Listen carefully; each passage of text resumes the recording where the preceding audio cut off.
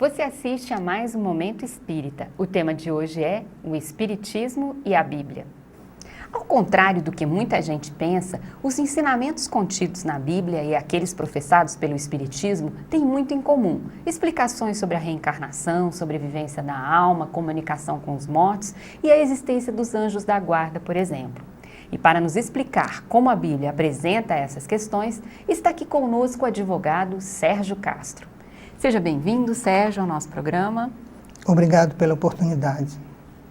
Para abrir a nossa entrevista, Sérgio, eu queria que você comentasse sobre o fato de que a Bíblia é muito rica de passagens sobre fenômenos ligados à mediunidade, à incorporação, à premonição, cura, evidência. Você poderia localizar alguma dessas passagens?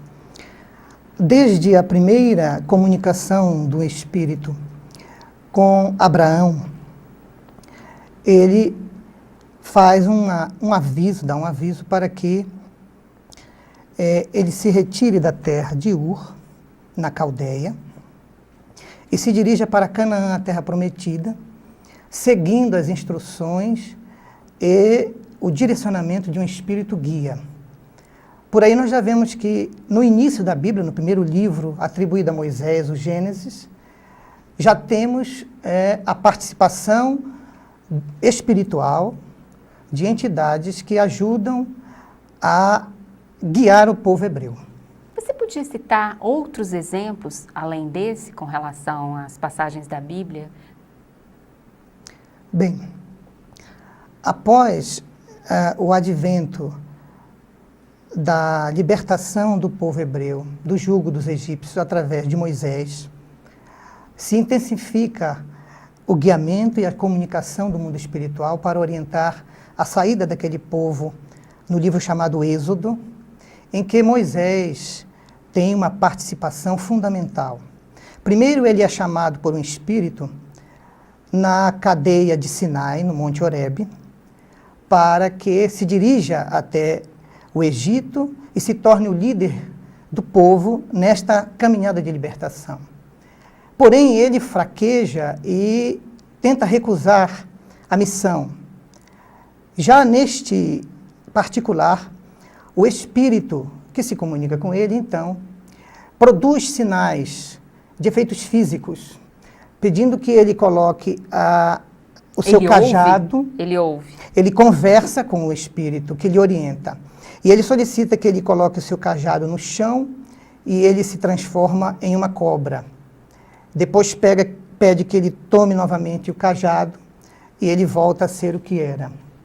A partir daí, Moisés se sente fortalecido nesta difícil tarefa, árdua mesmo, de retirar o povo hebreu, que já por alguns séculos, quase 5 séculos, permaneceu integrando-se na cultura dos egípcios, que era politeísta, e já havia recebido influência cultural e religiosa dos vários deuses dos egípcios.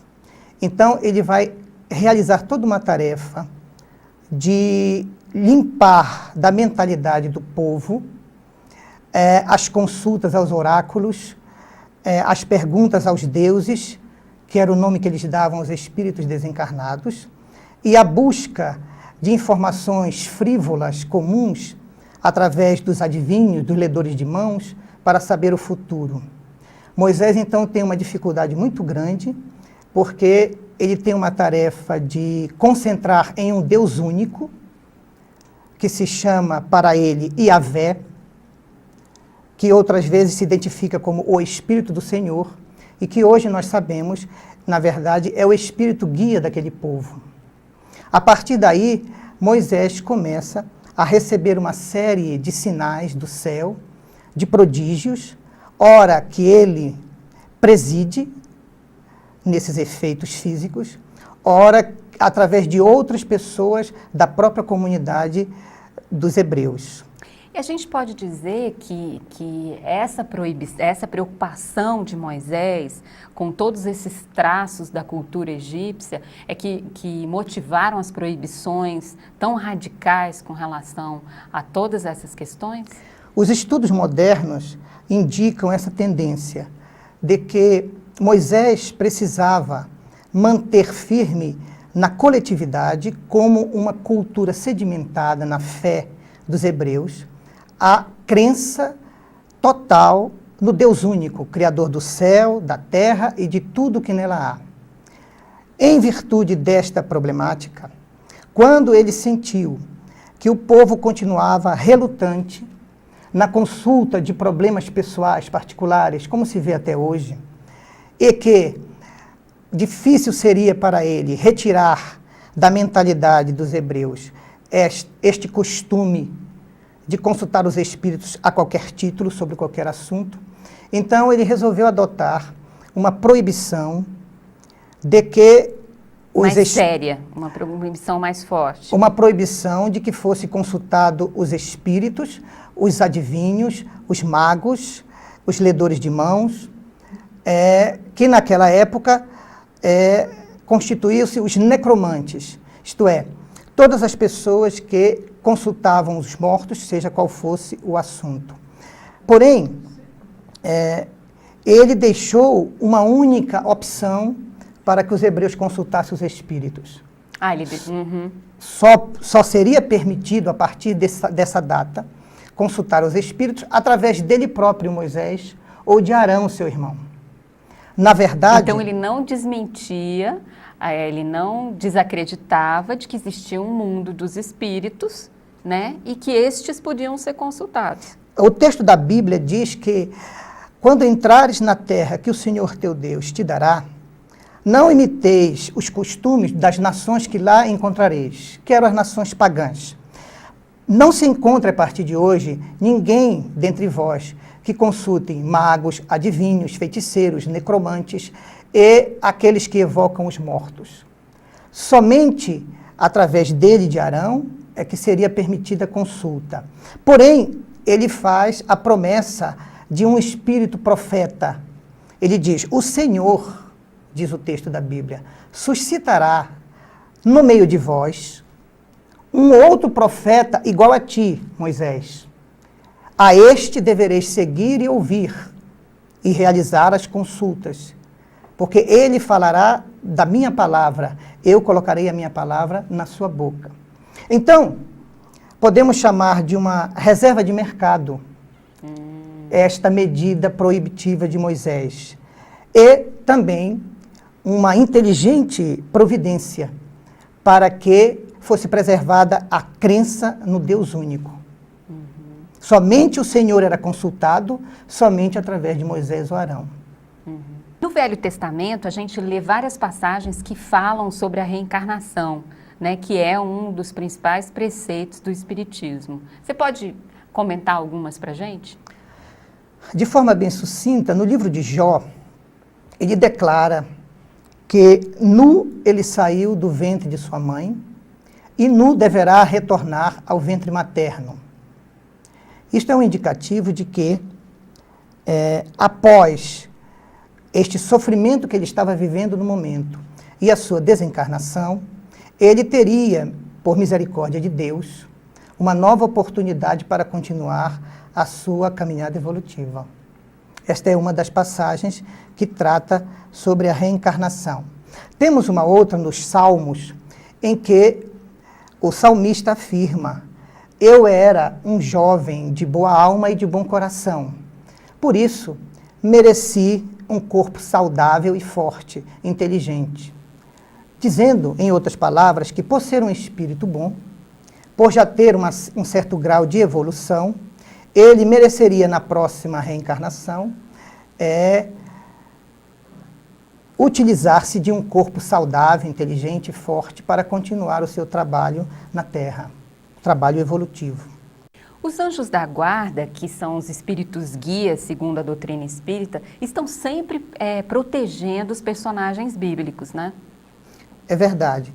Em todo o Velho Testamento, principalmente, as passagens em que o povo está se deslocando, naquela fase nômade que eles viveram 40 anos no deserto, após a saída do Egito, nós encontramos várias vezes o envio do Senhor, o Espírito Guia, de outros espíritos que eles chamavam anjos, para dar várias orientações, avisos e também para estabelecer regras de comportamento e algumas proibições. Temos, por exemplo, que um anjo é quem se encontra com Jacó, conversa com ele e depois troca o seu nome para Israel.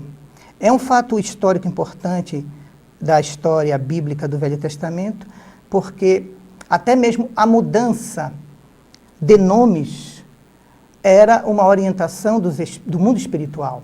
Por exemplo, Abrão, que era o nome do patriarca, o primeiro patriarca dos hebreus, recebeu a ordem de um espírito para que a partir dali ele, renovando-se, chamasse também Abraão. A mesma coisa Jacó. Após uma disputa com uma entidade espiritual, ela lhe revela que ele será chamado Israel a partir deste momento, surgindo daí a cultura e o povo israelita como conhecemos até hoje.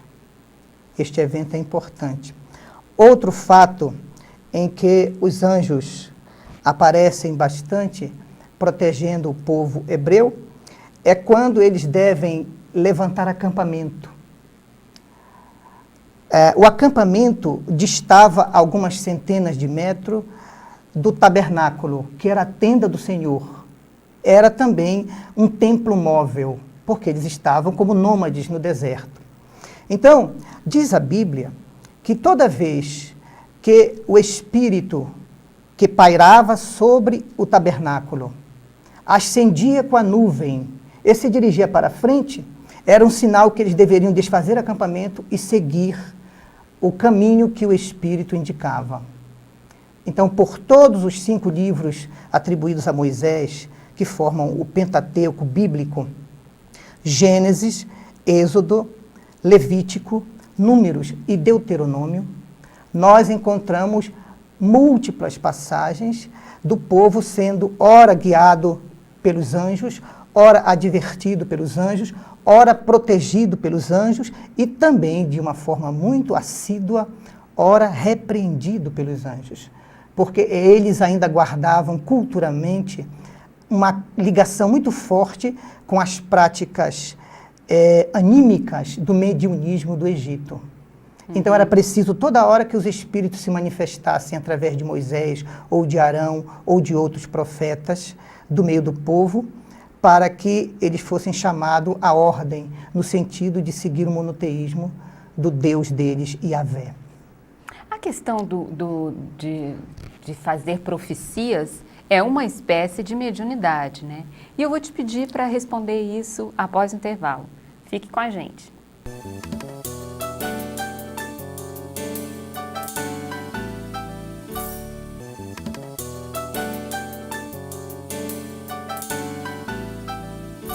Você está assistindo ao Momento Espírita. O tema de hoje é o Espiritismo e a Bíblia. Nós estamos conversando com o advogado Sérgio Castro.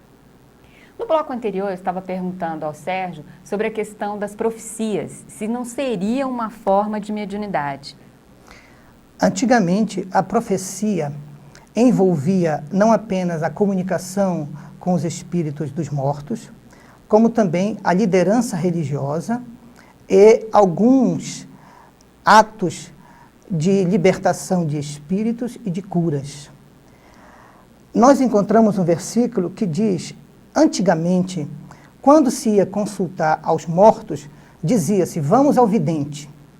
Hoje, quando se vai consultar os mortos, diz-se, vamos ao profeta. Porque com o passar do tempo, a profecia foi se ampliando e passou a abranger, inclusive, a vidência.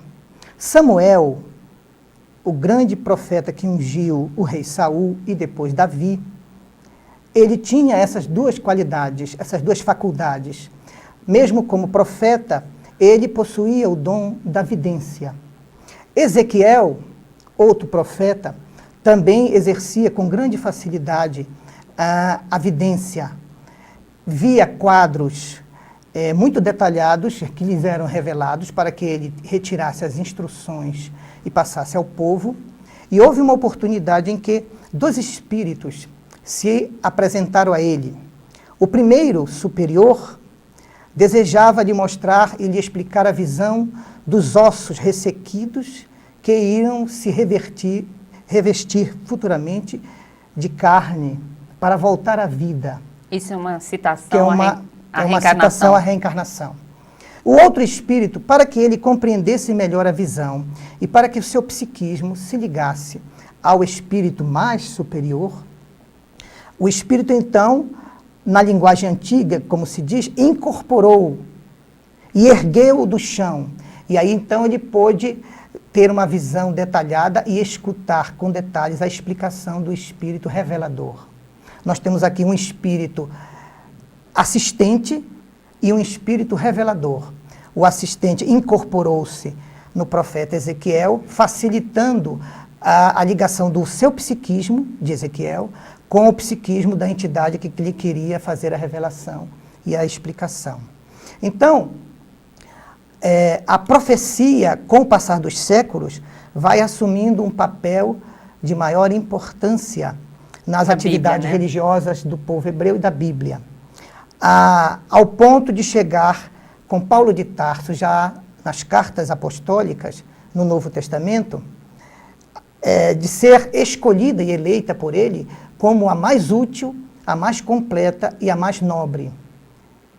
Das mediunidades. De todas as faculdades mediúnicas que ele estuda detalhadamente no capítulo 12 da primeira carta aos Coríntios, dando sequência no capítulo 14, porque o capítulo 13 ele dedica à caridade, que é o hino à caridade. Ainda sobre esta temática, quando Moisés pediu ao Espírito do Senhor que lhe arranjasse um líder entre o povo que pudesse dar sequência ao seu trabalho, porque ele já estava concluindo a sua missão, o próprio Espírito do Senhor lhe indicou Josué, e como está escrito na Bíblia, porque nele repousa o Espírito, que é uma qualidade como pré-requisito para que substituísse Moisés. Isto é, ele uma também... sabedoria vinda dos Espíritos. Ele tinha a faculdade de conversar e de ouvir os Espíritos. Por isso ele era o mais apto para ser o líder, dando sequência ao trabalho de Moisés, conforme aconteceu, já que Moisés não pôde entrar na Terra Prometida. Faleceu antes. Ainda sobre o Novo Testamento, existe aquela passagem onde Davi, perturbado pelos espíritos malignos, toca a harpa para se acalmar, né? Você poderia... Na verdade, é uma passagem ainda do Velho Testamento. O rei Saul, com o excesso de encargos por ter sido o primeiro rei das tribos de Israel, começou a se desviar das suas atividades atinentes à vida religiosa, à crença, à fé. E, naturalmente, quando nós nos afastamos de Deus, os espíritos bons vão perdendo a condição de ligarem-se ao nosso psiquismo e continuarem nos protegendo e nos dando ajuda. E, neste momento, aproximam-se de nós os espíritos mais vinculados à nossa sintonia mental. Saul, por ter se envolvido em problemas muito materiais e por ter se distraído dos cuidados da vida espiritual, começou a ser atormentado por um espírito. E como diz a Bíblia, um espírito mau, um espírito inferior, que são os dois termos que ela usa ao narrar essa história. De acordo com a doutrina espírita, que diz que só são obsessores ou perturbadores os espíritos inferiores moralmente. Então, este espírito começou a causar muitos problemas. Ele sentia tontura, dor de cabeça, incômodo, inquietação. E pediu ajuda aos seus assessores para que encontrassem algo que melhorasse a sua situação nesses momentos tão dolorosos para ele. E alguém deu a ideia de que havia um jovem chamado Davi, que tocava divinamente e que aquela música, com certeza, iria ajudar no seu processo de recuperação. Conforme aconteceu, segundo a narrativa bíblica, toda vez que o espírito maligno aproximava-se de Saul e começava a incomodá-lo com a sua perturbação, os seus maus sentimentos. Saul chamava Davi, que tangia a harpa, e aquela música celestial mudava a conformação do ambiente, tornando-o mais tranquilo, mais harmônico. Saul começava a relaxar, e o espírito não suportava essa nova condição vibratória e se afastava de Saul. Se existem tantas concordâncias entre o que é dito pela Bíblia e o que é professado pelo Espiritismo, por que as religiões que professam a Bíblia perseguem tantos espíritas? Por um problema cultural, de uma fé mais fechada, não raciocinada, e por uma interpretação literal que fazem de muitas passagens que falam sobre os espíritos e os anjos, e outras que narram os fenômenos mediúnicos que se sucedem em toda a história do Velho Testamento e continuam com Jesus. Algumas crenças e religiões derivadas do cristianismo continuam interpretando ao pé da letra os preceitos e os versículos da Bíblia. Quando nós lembramos que Jesus teve a oportunidade de declarar que as palavras que eu vos digo são espírito e vida. A carne para nada serve, o espírito é que vale. Palavras que foram corroboradas depois por Paulo de Tarso, quando disse: a letra mata, mas o espírito comunica a vida, nas suas cartas. Esses preceitos obedecidos fazem com que o Espiritismo possa trazer a chave para a melhor compreensão e para a interpretação de dezenas de passagens bíblicas que até hoje se encontram mal compreendidas ou não compreendidas. É que toda a revelação feita pelos Espíritos é dirigida ao espírito do homem, não propriamente ao intelecto, à vida material, às atitudes do dia a dia. É preciso que se tenha, então, um enfoque todo centrado no espírito, para que se possa compreender essas passagens. Desde a escolha dos profetas, desde o chamamento dos profetas, desde a missão que eles exercem, as palavras e as revelações que proferiam, todas elas eram de espírito desencarnado para os espíritos reencarnados, os homens. Porém, a humanidade não conseguia compreender dessa maneira. E até hoje, nós ainda temos dificuldade quando uma certa fé sem raciocínio, sem aceitar os conhecimentos modernos que o homem já alcançou, continua localizada naquele tempo da cultura antiga, quando a nossa mentalidade ainda era muito pequena e muito fechada. Nós temos na Bíblia uma declaração do profeta Jeremias, que no início do livro, capítulo 1, o Espírito aparece a ele e fala-lhe, dizendo assim: antes que tu fosses gerado no seio de tua mãe, eu te conhecia. Antes que tu tivesses nascido pelo parto, eu te consagrei e te escolhi para ser o meu profeta entre as nações. Nós temos duas situações aqui que a doutrina espírita estuda com muitos detalhes. Quando o Espírito diz a Jeremias: antes que tu fosses concebido, é o momento em que, segundo a doutrina espírita, o espírito será ligado à célula que começará a caminhar para o estado de feto e depois para o nascimento. Ele está em um estado de espírito. Foi na concepção. A segunda situação que o Espírito esclarece, antes que tu nascesses através do parto de tua mãe, é quando já ocorre o nascimento. O que é interessante desta passagem é que, desde a concepção, como depois no nascimento, o espírito de Jeremias já existia e já merecia a consideração como um espírito bom que era, que lhe deu o direito de receber uma missão grandiosa como profeta entre as nações.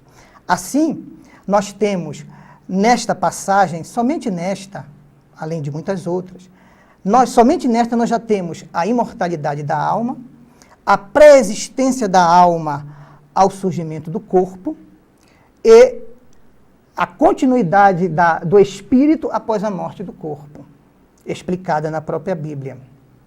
Esses temas foram depois detalhados, principalmente através de Paulo, nas suas cartas, explicando os mecanismos da encarnação e da desencarnação, da ressurreição e da reencarnação, que são temas que ele desenvolve na primeira carta aos Coríntios, quanto à ressurreição no capítulo número 15 do livro. Sérgio, muito obrigada pela sua entrevista e nós convidamos você para o nosso próximo programa. Obrigada.